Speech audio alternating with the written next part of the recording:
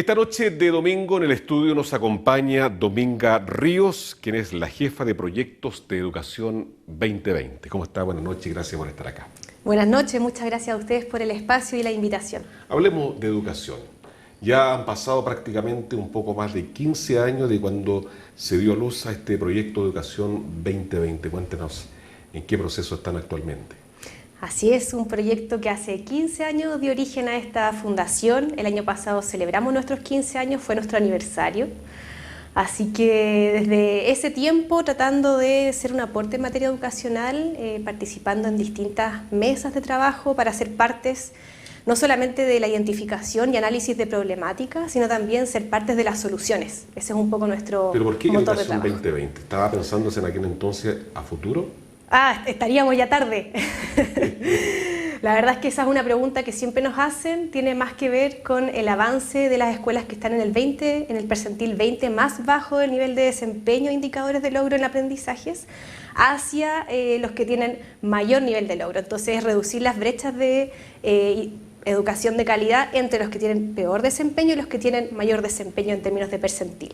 Y ahora, ¿cómo usted lo pueden clasificar o, por ejemplo, si lo comparamos con la educación tradicional, cuál es la diferencia? Bueno, ese es justamente nuestro desafío. Nosotros como Educación 2020 tenemos la certeza, y bueno, es una certeza que también recoge todas las evidencias que compartimos con distintas fundaciones o alianzas con el mundo privado que trabajamos en la educación, y la certeza es que necesitamos transformar nuestros espacios educativos avanzando desde un paradigma más tradicional, que es lo que se conoce como la clase expositiva, centrada en el docente, ¿verdad?, hacia un paradigma donde el rol más protagónico sea tomado por los estudiantes y las estudiantes. ¿Eso qué quiere decir? Quiere decir que necesitamos avanzar en que el espacio de aprendizaje sea liderado por los estudiantes, donde ellos puedan elegir temáticas de interés pertinentes a sus territorios, puedan ser parte de soluciones que estén asociadas al territorio que habitan y que puedan también ser guiados por el docente hacia ciclos de indagación para ofrecer respuestas a estas problemáticas.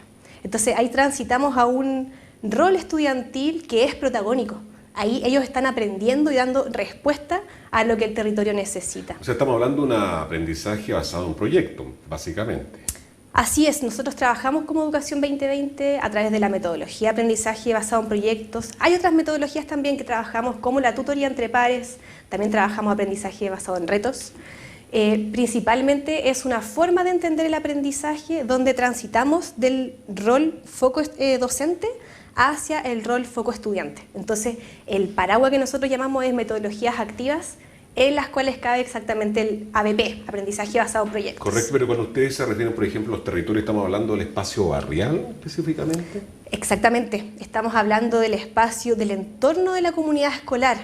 Bueno, Chile es un país muy largo, y el currículum nacional es un currículum que intenta atender a todas las problemáticas del país, pero por cierto que no da abasto con lo que puede ocurrir de manera muy singularizada en los territorios. Y en un diagnóstico, ¿cuáles son las principales que ustedes encuentran? Problemáticas, en este caso, en los territorios. Exacto, son diagnósticos que se hacen con los mismos estudiantes dentro del territorio que habitan. Entonces, los diagnósticos que podamos hacer acá, por ejemplo, en la provincia de los Andes, va a ser distinto a la que hagamos, por ejemplo, en San Felipe, o distinto a los que hagamos en Quillota. ¿Pero cuáles son las que más se repiten, por ejemplo?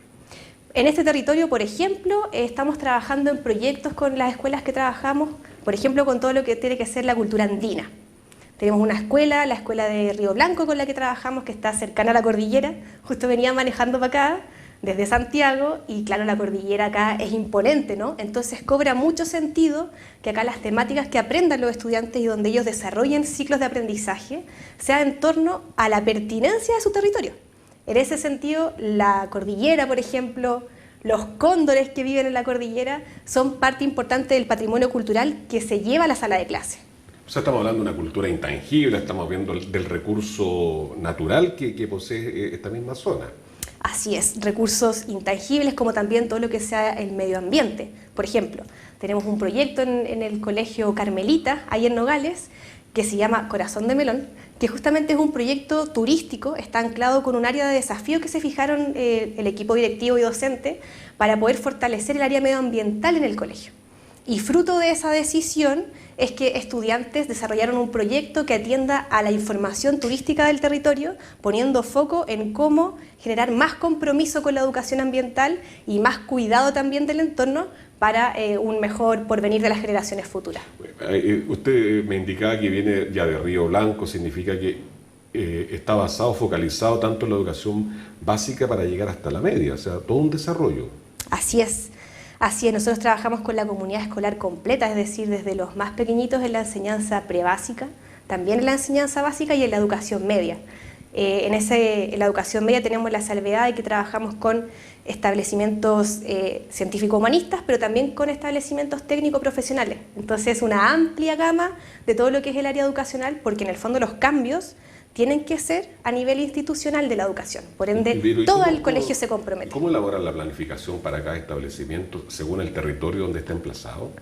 Así es, nosotros hacemos trabajos en terreno. Siempre tenemos un equipo en nuestra sede central, pero también hacemos mucho trabajo en terreno. Entonces vamos a las comunidades, trabajamos directamente con equipos directivos y docentes, y con ellos nuestro foco es desarrollar capacidades profesionales para liderar un cambio educativo.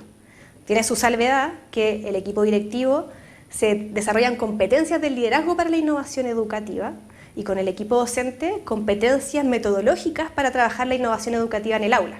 Ya, pero vamos haciendo el recorrido. Ustedes tienen, por ejemplo, la metodología que van a utilizar, tienen el diagnóstico, viene la sistematización. ¿Qué hacen con estos resultados?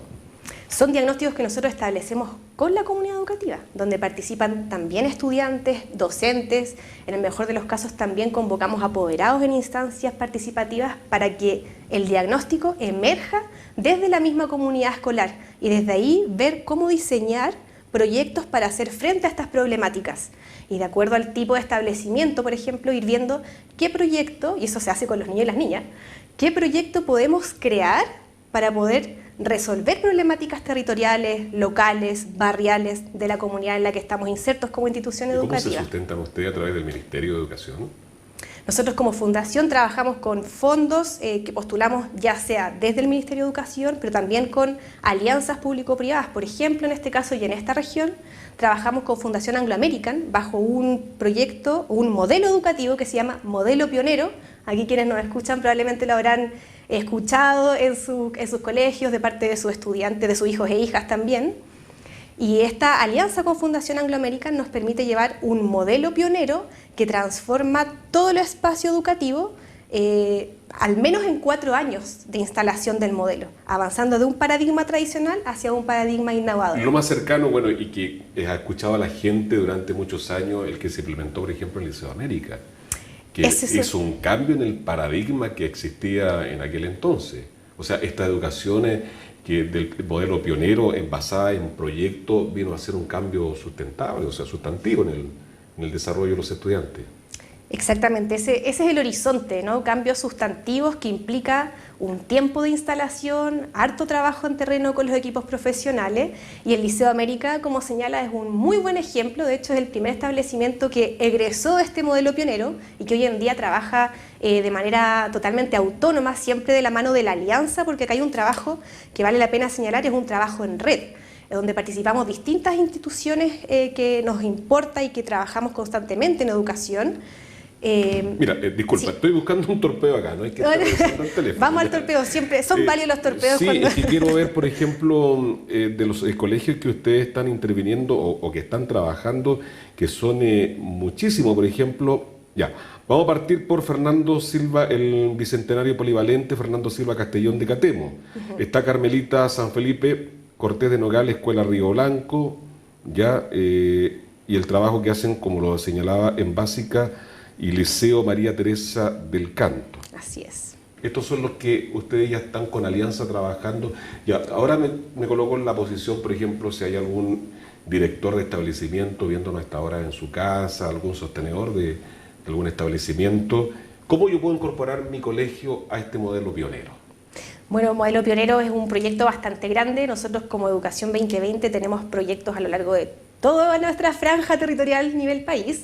Pero en específico en la quinta región, con modelo pionero, nosotros como Fundación Educación 2020 somos un implementador dentro de varios. Esta es una red muy grande de implementadores, trabajan también otras fundaciones o instituciones educativas para poder apoyar a las comunidades escolares a transitar a este cambio, instalando en su comunidad un modelo que se llama modelo pionero, ¿verdad? Que es un modelo transformado de la educación. En ese contexto, ejemplos como el Colegio Fernando Silva Castellón, que es un liceo técnico profesional, polivalente, por lo demás también tiene el área científico-humanista, la Escuela María Teresa del Canto, acá de Catemu, el Colegio Carmelita de Nogales y la Escuela de Río Blanco, que es una escuela básica, son parte de las escuelas que nosotros como Educación 2020 estamos implementando en el territorio, aun cuando hay más escuelas también con las que somos todos parte de una red modelo pionero. Pero si yo me puedo incorporar, o sea, que necesito algún requisito específico. O sea, como en educación, el requisito principal siempre es la motivación del cambio. Entonces, tener las ganas. Sí, tener las ganas siempre es un puntapié inicial totalmente relevante y por cierto ahí se proceden distintos convenios y protocolos para poder trabajar en conjunto con ciertos compromisos de cambio, pero cuando tú tienes una escuela, un equipo directivo que está movilizado hacia un cambio y que está comprometido con liderar un cambio educativo, tenemos gran parte del trabajo realizado para poder avanzar en que eso se haga realidad. Y ahora me imagino de la mano con toda la tecnología que estamos invadidos hoy en día y que lo hace más cercano a los estudiantes con un tipo de clase que es totalmente diferente a lo tradicional que conocemos. Así es, esa es la expectativa, avanzar hacia clases distintas de lo tradicional. Y por eso siempre partimos, cuando trabajamos con docentes o con directores, solemos hacer una pregunta que vaya también a sensibilizar con la propia historia personal de los aprendizajes, ¿no? Entonces así vamos y preguntamos muchas veces, bueno, ¿qué recuerdas que aprendiste en tu infancia? Es una pregunta que invitamos también a toda persona a hacerse, ¿no? ¿Qué aprendiste en tu infancia? Y cuando identificas un aprendizaje que no has olvidado, que es parte de tu memoria, bueno, ¿cómo lo aprendiste? Eso te permite mapear también cuál ha sido el proceso de aprendizaje que tú has vivido. Y eso nos hace entonces pensar, chuta, si yo aprendí de esta manera y ese aprendizaje lo conservo como parte de mi memoria, o sea, es algo importante para mí, ¿cómo es que funciona el aprendizaje? Y cómo podemos acompañar a nuestros niños y niñas a aprender de esa manera para que su memoria luego pueda tener esos registros de la vida. ¿Y cuánto tiempo se demoran los estudiantes a hacer este cambio en lo tradicional a la innovación en este modelo de proyecto? Mira, los estudiantes yo creo que son los que más rápidamente transitan. Más interactiva la clase. Sí. Más investigativa. Sí, sí, sí. Tiene desafíos, ¿no?, que implica movilizar a las personas a conectar con sus intereses. Eso es una pregunta que muchas veces uno no se hace o no sabe muy bien qué es lo que le interesa. No es llegar y por eso es todo un proceso de transformación. 2 más 2, 4, 2 más 2, 4. Eso es lo que vale aquí. No, aquí es la investigación. La investigación. La motivación que ellos, que lo que les llama la atención, lo que les entusiasma el entorno. Exacto. O sea, la motivación por el aprendizaje es un motor clave. De todas maneras, el currículum escolar y la planificación de estudios que tiene una consecución de objetivos de aprendizaje es la base para poder trabajar en esta metodología, pero lo que vamos aplicando y adecuando son las estrategias metodológicas para aprender. El 2 más 2, que sea 4, es algo que probablemente todos tenemos que llegar a aprender. Pero los caminos para llegar a esa comprensión pueden ser diversos y pertinentes también a los mismos territorios. Que me hacía recordar que un profesor aplicó el fútbol dentro de su metodología y que a los muchachos les gustó también innovar, o sea, buscar diferentes canales, salirse un poco de lo tradicional, como te decía yo, usted va a estudiar esto y las tablas son así, no tienen ningún cambio, pero las puedo practicar de otra manera. Exactamente, y el fútbol, por ejemplo, o los deportes en general, son una muy buena fuente de aprendizajes si es que entendemos también el aprendizaje como algo integral, ¿no? Porque muchas veces, y desde la figura más tradicional, parcelamos el aprendizaje. Lo que aprendes en matemática no es lo de educación física. Y estas metodologías que buscan integrar el aprendizaje generando interdisciplinas, ¿no? Pero quizás también la puedo aplicar. Absolutamente. Con los implementos deportivos puedo aprender matemáticas. Absolutamente. Y de acuerdo al nivel educativo que tú tengas, o tu edad, ¿verdad?, ¿cómo puedo aprender matemáticas haciendo deporte? Y esas son preguntas que vamos llevando también al aula. Y fruto de eso han aparecido proyectos muy importantes. Me acuerdo uno en particular que justamente visualizaba cuál debía ser el ángulo y la dirección de hablando del fútbol estoy mencionando, cuál era el ángulo y la dirección de un gol. para que fuese un gol preciso que llegara, era el análisis de ciertos goles de jugadores chilenos goleadores. Pero se entusiasman. Exactamente, y ahí es cuando hablamos de pertinencia educativa, es decir, cómo podemos aterrizar aprendizajes, como por ejemplo la trayectoria de una pelota en este caso, desde temáticas de interés, por ejemplo, el deporte. Un poco de física cuántica, como dicen por ahí. Finalmente, Dominga, ¿cuáles son los desafíos que tienen ustedes como fundación, ya sea en el corto como a largo plazo? Bueno, los desafíos en educación son constantes, están siempre, son dinámicos también, pero hoy en día nuestro principal desafío es generar oportunidades de aprendizaje que respondan a las demandas de nuestro siglo actual, es decir, sobre todo el desarrollo de habilidades. Se habla mucho de las habilidades del siglo XXI y en qué es lo que estamos poniendo el foco ahí. Hoy en día los contenidos de aprendizaje tú los encuentras en un clic en cualquier mecanismo digital, pero también en una biblioteca, en cualquier libro tú puedes encontrar contenidos. La pregunta es entonces, ¿cómo desarrollamos en nuestros estudiantes habilidades para acceder a información, para seleccionar fuentes de información, priorizar, poder sintetizar, tener su propia opinión y comunicarla? Es parte de los desafíos del día de hoy. Y en ese sentido, las metodologías activas de aprendizaje fomentan ese desarrollo de habilidades. Por eso también, ojalá dejarlos invitados cuando hagamos ferias de aprendizaje, que invitamos a la comunidad. Esas ferias de aprendizaje que hacemos de manera anual son espacios donde los estudiantes y las estudiantes se toman su colegio para poder contarle a la comunidad o a la audiencia que participe qué han aprendido durante el año. Y ahí hemos tenido niños y niñas, por ejemplo, contando cómo han construido filtros para poder limpiar el agua con elementos naturales que encuentran en su entorno del colegio, cómo desarrollan un filtro, por ejemplo, en una botella plástica. Estoy pensando en un proyecto, por ejemplo, de Río Blanco, que niñitos de tercero, cuarto básico desarrollaban filtros con distintas piedritas, hojitas, palitos, algodón, carbón, para poder filtrar el agua. Y hacían experimentos, ponían agua con tierra arriba y salía el agua transparente. O sea, esa experiencia de aprendizaje, que es al fin y al cabo un experimento que ellos realizan, creemos que es un aprendizaje inolvidable y transformador. Bueno, sin duda además es una estimulación cognitiva. Así es, cognitiva, emocional y espiritual finalmente. Dominga, muchas gracias por estar con nosotros acá y agradecemos a las fundaciones que estén preocupadas parte de esta región también con esta innovación, con lo que es el aprendizaje basado en proyectos. Muchísimas gracias a ti, buenas noches. Buenas noches. Momento para hacer la pausa, quédese con nosotros, ya regresamos con más informaciones.